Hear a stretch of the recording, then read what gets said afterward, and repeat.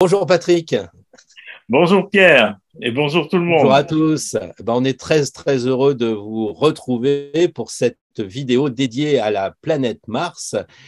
Et c'est intéressant parce que cette planète, eh bien, elle a donné son nom à un mois et c'est peut-être la seule planète qui a justement cette force d'être reconnue par un premier mois de l'année. Qu'est-ce que ça t'inspire, Patrick, ce clin d'œil? Ah là là, Mars est vraiment partout, hein. On l'a vu la dernière fois avec Vénus, avec le symbole de Vénus-Mars, ils sont très présents partout. Mars est présent bien sûr en tant que premier mois de l'année. De l'année avant, c'était le premier mois de l'année, c'est ça. Et ensuite, bon, ça a été récupéré. Euh, par les politiciens de l'époque qui ont préféré mettre le mois de janvier. Mais c'est vrai que c'était le premier mois de l'année parce que il y avait une nouvelle impulsion, le printemps, hein, et tout de suite, eh bien, on a envie d'agir. Il faut dire aussi que c'était aussi l'époque de la guerre. Alors, les guerres étaient organisées autrefois, c'est pas comme maintenant, hein, on peut le voir.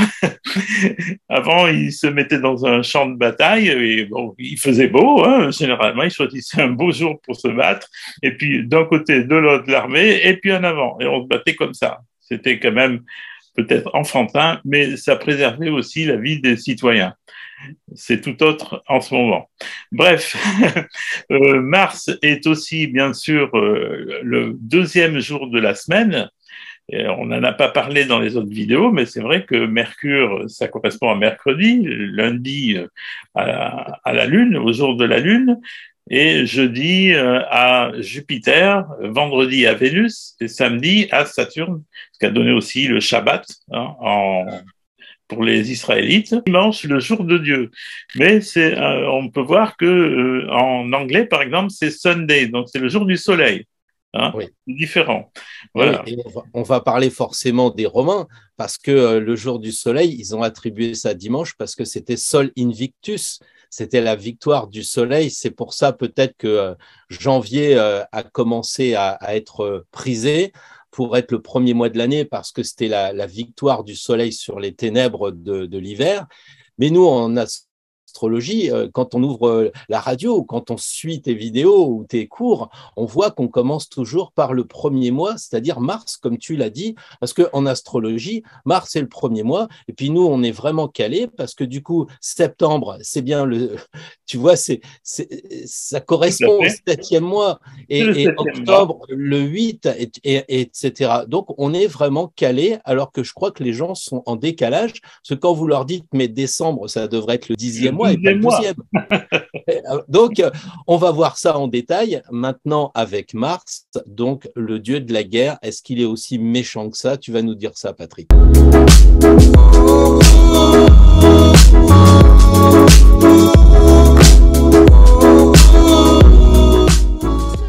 Oui, alors c'est vrai que Mars, on a plutôt tendance à voir le guerrier en Mars, hein, quand on voit justement le rapport qu'ont fait les gens avec le bouclier et l'épée, comme on peut le voir sur cette vignette avec ce symbole, cette flèche qui sort du cercle.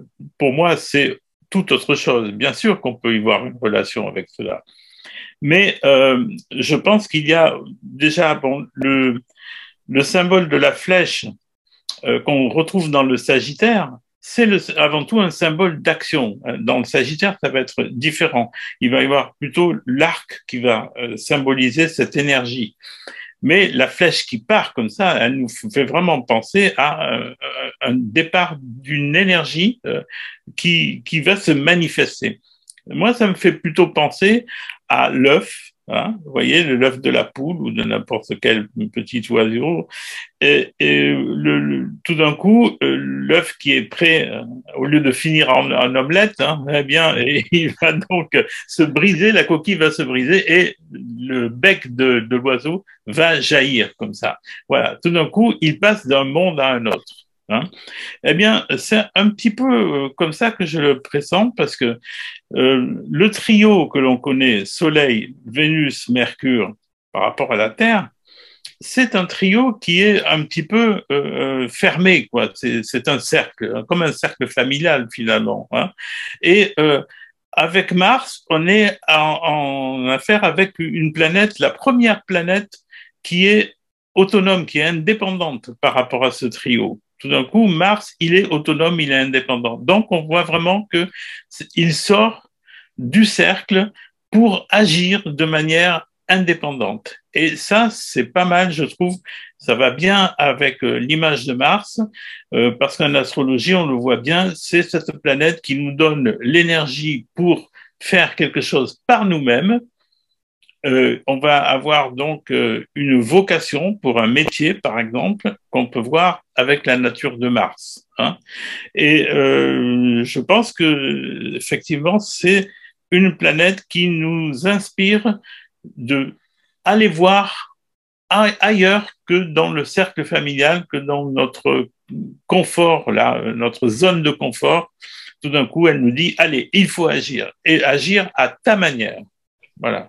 Sortir du cercle, ça me rappelle un petit peu que le dieu Mars n'avait pas le droit, jusqu'à Auguste, d'avoir son hôtel, ses temples à l'intérieur de Rome. C'est-à-dire que les choses qui étaient dédiées à Mars devaient être à l'extérieur de l'enceinte, parce que dans la ville, c'était la paix. C'était la cité de la paix. Et donc, jusqu'à Auguste, toutes les représentations martiennes étaient à l'extérieur. Et donc, ça rejoint un peu ce que tu dis de l'œuf familial. Et si on voulait plus, il fallait rentrer dans l'armée et puis aller conquérir et sortir de la ville, de la cité. Voilà. Donc, ça rejoint assez bien ce que tu dis. Et c'est vrai que le côté guerrier de Mars, parce que c'est quand même le descendant d'Arès, mais Arès, il était dans la Grèce antique représenté de façon très… il faisait peur, il était méchant et tout ça. Oui, il était Et les plutôt Romains méchant. ont arrondi largement les traits de Mars pour qu'il soit moins guerrier, je trouve. Et dans le tarot, c'est vrai que à l'image de Mars, il n'y a pas de bouclier. Sauf si on se réfère aux deniers qui, par certains côtés, peuvent être vus dans l'interprétation, l'as de denier comme un bouclier de protection, etc. Mais la représentation dans les arcanes majeures, par exemple, fait que si on regarde bien, on n'a pas de guerrier.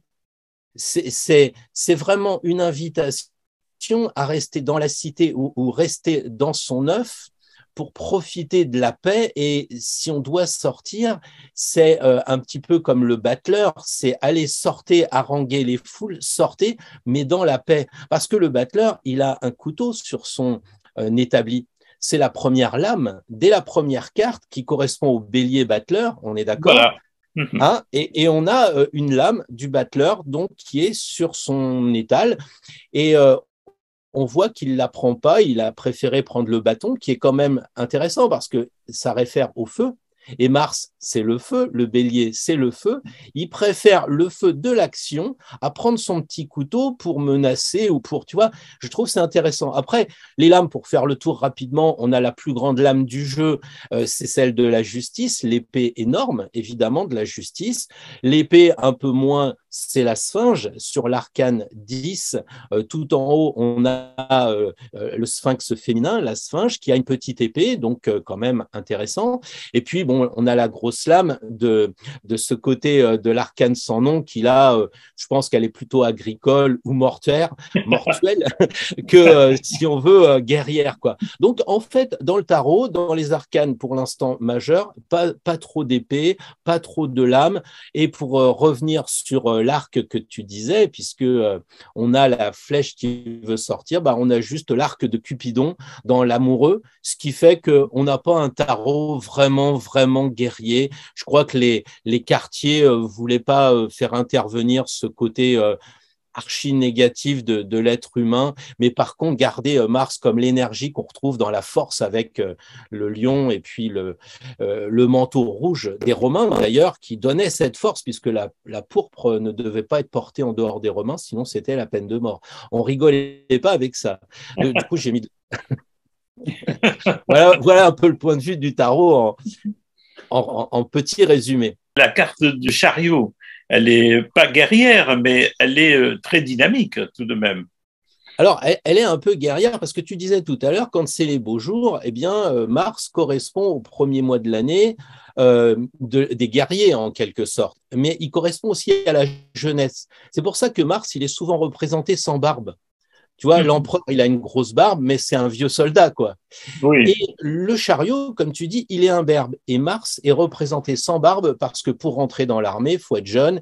Et donc, Mars correspond à la fois à l'armée, à la guerre, mais aussi à la jeunesse. Et d'après ce que j'ai pu mener mon enquête, comme tu dis, parce que Mars, c'est aussi la planète du Scorpion, donc j'ai un peu farfouillé, et j'ai vu que la guerre correspondait au mois d'avril, au mois de mars, et se terminait en octobre, c'est-à-dire en balance.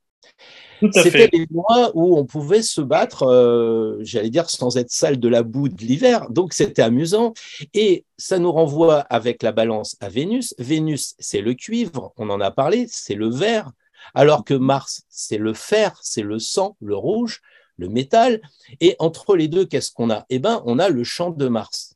C'est-à-dire pour moi que le champ de Mars, c'est à la fois l'entraînement, c'était ça au début, hein, c'était comment on appelle ça, il faisait des manœuvres en quelque sorte, et puis après, comme il s'entraînait plus, c'était devenu plutôt les honneurs, le champ d'honneur, eh bien, c'est pour ça que moi, je vois avec le chariot quelqu'un qui revient de la guerre et qui l'a gagné. Il a encore son armure, elle est magnifique, l'armure du chariot, elle est quand même étincelante avec ses lunes sur les épaules, etc.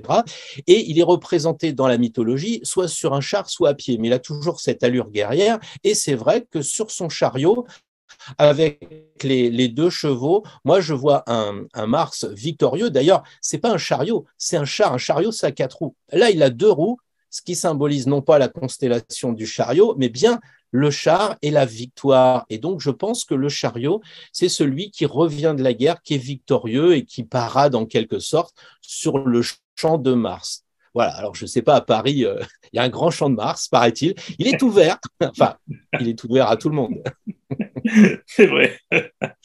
Oui, ben, moi je suis entièrement d'accord avec cette vision-là du Mars victorieux du chariot. C'est pas un Mars agressif comme on peut le voir dans certaines représentations.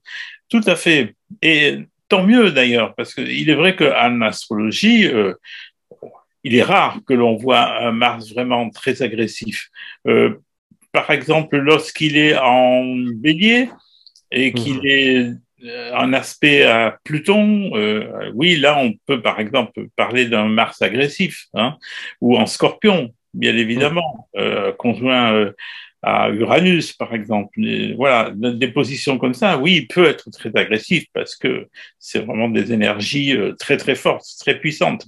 Mais ce que nous montre Mars, c'est toujours la possibilité que l'on a justement de maîtriser cette énergie. Ça, c'est intéressant. Quand on travaille sur soi grâce à son thème, on s'aperçoit que on peut valoriser notre Mars à partir du moment où, premièrement, on a trouvé notre vocation. Oui. Ça, c'est très important. Et vocation vient de vocare en latin qui signifie voie. Hein. On a trouvé notre voie, notre chemin. Et le Mars va donc, en signe et en maison, va nous renseigner dans quel domaine on peut utiliser cette énergie de Mars. Voilà. Donc, il y a toujours moyen de le valoriser. Souvent, j'ai eu des mères qui m'ont dit mon fils est très agressif, il tient pas en place, etc. Qu'est-ce que je peux faire? Je lui dis, bah, je regarde son Mars, je vois par exemple qu'il est en Scorpion. Je dis, bah, écoutez, faites-lui faire des arts martiaux, parce que là, il pourra vraiment donner le meilleur de lui-même et se défouler en même temps.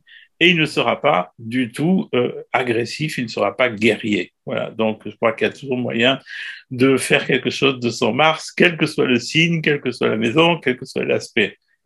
Et c'est vrai que l'épée, dans le tarot, qui symbolise la guerre, quand on regarde les honneurs, on s'aperçoit que c'est pas leur vocation. Pour aller dans ton sens, est-ce que les valets d'épée a trouvé sa vocation d'être le guerrier? Parce qu'on sait que les 4 atouts correspondent, les coupes, c'est les prêtres, les commerçants, c'est les deniers, etc. Et les épées, ça correspond à l'art de la guerre. Et quand on voit le valet, pour information, c'est quand même la seule carte où on a un gaucher. C'est-à-dire que il est gauche, le valet d'épée. Il sait pas quoi faire de son épée. Si on regarde, il la tient de la main gauche et il sait pas la remettre dans le fourreau. La reine d'épée, elle est enceinte, donc on pense qu'elle protège son œuf, comme tu l'as expliqué tout à l'heure. Voilà. Après, on a le roi qui ressemble à Louis XIV, le roi d'épée. Franchement, on dirait plutôt le roi qui se balade dans les châteaux de Versailles et qui regarde un petit peu s'il est beau, quoi. Voilà, je le vois pas du tout guerrier. Et puis, d'abord, il a des petits pieds. Alors, je vois pas le roi d'épée pouvoir partir à la guerre avec ses chaussons. Et puis alors, la plus grande lame de tout le jeu des 78 lames, cartes, pardon, oui, lame, oui, c'est marrant, tiens. 78 lames, et ben la plus grande lame, c'est celle du cavalier d'épée. Mais comme on sait que la dernière carte, c'est le cavalier de coupe, qu'il a trouvé le Graal, moi, j'y vois plus un Lancelot déterminé à aller chercher le Graal, Guenièvre, etc., plutôt que de faire une guerre. D'ailleurs, on ne le sent pas saignant, enfin, je ne vais pas rentrer dans le détail, mais on sent quand même que ce cavalier, il est plutôt mythique. C'est pas il nous dit pas d'aller à la guerre, il dit diriger votre énergie plutôt sur la femme, sur la beauté, sur Vénus, tu vois. Et c'est vrai que quand tu reprends le chariot et que tu le mets juste à côté de la carte de l'impératrice, et ils se regardent, et ça pourrait faire penser un peu à l'amant, tu vois, quand l'empereur est parti sur ses terres, et ils ont les mêmes cheveux, ils ont les mêmes regards, etc. Et il y a une sorte d'amour quand même qui doit être dit un petit peu dans Mars. Qu'est-ce que tu en penses? Parce que c'est pas uniquement l'action. Bon, tu vas me dire, il y a le Scorpion avec la sensualité, mais c'est pas anodin quand même cet aspect de mariage. Il est opposé à la maison 7, quoi. Bien sûr, Mars et Vénus, c'est le couple mythique par excellence, hein, et on le voit bien dans les comparaisons de thèmes. Lorsqu'on superpose son Mars, par exemple, le Mars de l'homme se superpose à la Vénus de la femme, tout de suite, il y a un accord, hein, tout de suite, il y a du désir qui naît, il y a une complémentarité à ce niveau-là. Donc oui, il y a cette connotation du désir masculin, hein, Ouais.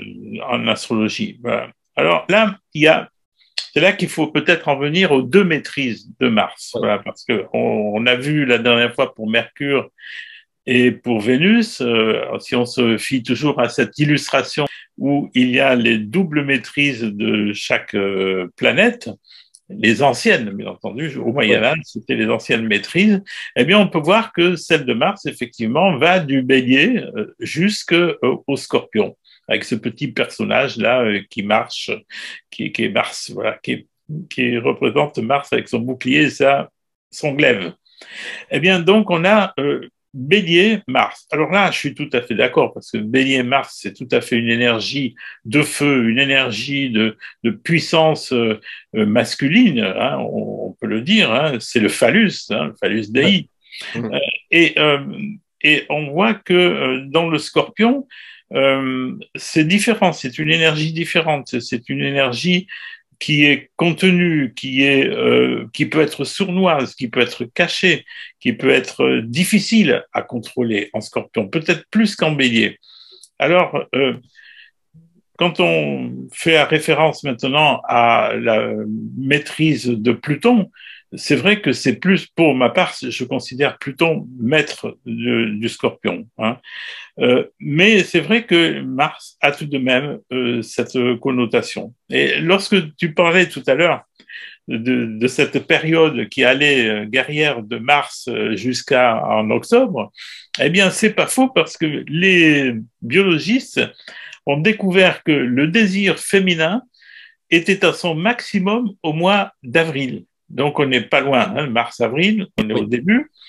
C'est le mois d'avril qui est très fort chez les femmes. Elles ont besoin de se faire belles, elles ont besoin d'être désirables, elles ont envie de faire l'amour, bien entendu, plus que d'habitude. Alors que pour les hommes, c'est la période d'octobre-novembre.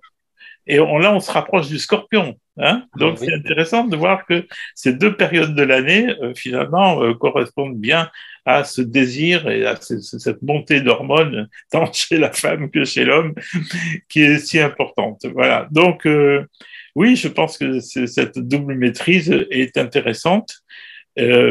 Souvent, d'ailleurs, lorsque je cherche le maître du du Scorpion, je vais à la fois voir dans le thème où est Pluton et où est Mars.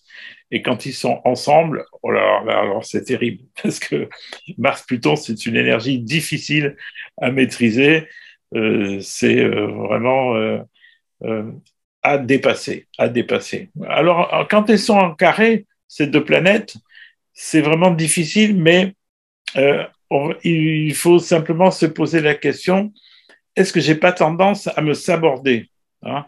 Ah oui. Mars carré Pluton, c'est je sais pas comment faire.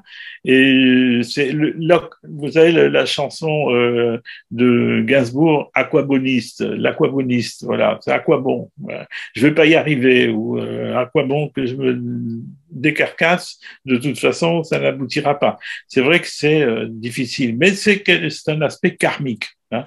Mars Pluton, c'est toujours un aspect karmique, c'est un karma de violence qui héritait des vies passées et qui est à dépasser. Mais du coup, quand tu parlais, je repensais à ce que tu disais sur la flèche du symbole de Mars, et je me disais que le Sagittaire, c'est vraiment cette flèche qui dépasse carrément la carte, pratiquement, enfin l'espace, mais juste avant le signe du Sagittaire et de la flèche, on a le Scorpion et on a une petite flèche quand même. Et on voit cette idée que de la sensualité, du désir, va peut-être naître avec cette petit queue en forme d'harpon, là, de sortir et de créer un animal. Et sur le plan plus, comment dire, ésotérique, le scorpion correspond à tout ce qui va être le phénix. Il va falloir renaître de ses cendres. C'est un peu ce que dit la carte du monde, d'ailleurs, où on voit l'aigle. On n'a pas représenté le scorpion, d'ailleurs, comme sur les tympans des églises, hein, c'est toujours un aigle. C'est un phénix, en fait, qui renaît de ses cendres. Alors, je trouve que c'est pas mal de voir aussi que le désir doit être transmuté. Et je trouve que le scorpion, c'est vrai que c'est un signe difficile, mais il est assez alchimique quand même. Il est intérieur et il nous permet de nous transformer, d'évoluer quand même. Cette maison 8 n'est pas la mort au sens fin des histoires, quoi. C'est... Tout à fait. Et d'ailleurs, en astrologie ésotérique, il est dit qu'on commence les existences par le taureau et on les finit par le scorpion. Donc, ça veut bien dire que on a maîtrisé entre-temps tout ce côté sensuel, tout ce côté matérialiste que peut avoir le taureau négatif, tout ce côté instinctif, instinctuel même. Et là, dans le scorpion, il y a une métamorphose à faire avec, bien entendu, un abandon total de l'ego. Et dans le tantra, d'ailleurs, on voit bien que cette maîtrise sur le plan sexuel permet justement un aboutissement fabuleux du point de vue de l'entente des deux partenaires. Donc oui, c'est vraiment une transmutation nécessaire pour finalement maîtriser ce que l'on peut voir dans le symbole du bélier, là, qu'on peut voir maintenant. Là, vous voyez, le bélier, c'est une énergie qui part d'en bas et puis qui fait deux. Bon, c'est les cornes du bélier, bien entendu, mais on peut aussi assimiler cela à la force du désir que l'on voit dans la nature lorsque pousse une graine, hein, elle fait toujours deux petites pousses comme ça commence comme cela. Et cette force de la graine est extraordinaire, vous savez, elle est de 16 kilos par centimètre carré. C'est vraiment énorme, cette puissance de la graine. Donc, c'est la puissance du bélier. Là, voilà la puissance. Mais c'est une puissance jaillissante, on peut le voir dans ce... On peut y voir aussi un geyser, hein, dans ce signe du bélier. Donc, c'est une force jaillissante qui est à maîtriser. Voilà. C'est aussi le cri de l'enfant. Si on regarde un peu, on dit que la maison 2, c'est l'enfant prend le sein de sa mère, la maison 3, c'est les études, etc. Mais la première maison, c'est la personnalité, c'est l'enfant qui naît. Et du coup, ça me rappelle que Mars, tu sais qu'il a eu des jumeaux comme enfant, il a eu Rémus et Romulus. Et donc, oui. c'est intéressant parce que justement, tu vois, le Mars a créé, bon, il y avait la guerre, c'était une chose, mais il y avait aussi cette idée de créer avec cette énergie. et il nous enseigne plus que bah, il a créé Rome finalement avec Rémus et Romulus via Mars, plutôt que de dire oui, on va prendre des territoires. Enfin, tu vois, le côté toujours d'actualité est tellement dépassé en même temps. C'est un peu le paradoxe de jouer encore à la guéguerre comme ça, alors qu'on pourrait faire, alors c'est peut-être un peu mon côté Verseau, mais justement de faire un monde idéal avec une cité de paix, avec juste une protection autour. Et en tout cas, Rémus et Romulus, bah, ça a quand même donné quelque chose d'assez grandiose via Mars. Et on l'oublie un peu aussi que Mars, c'est le papa de Rémus et Romulus. Enfin, voilà, et tu vois, même quand tu parlais, je voyais toutes ces épées dans le jeu. Tu sais, les fameux atouts.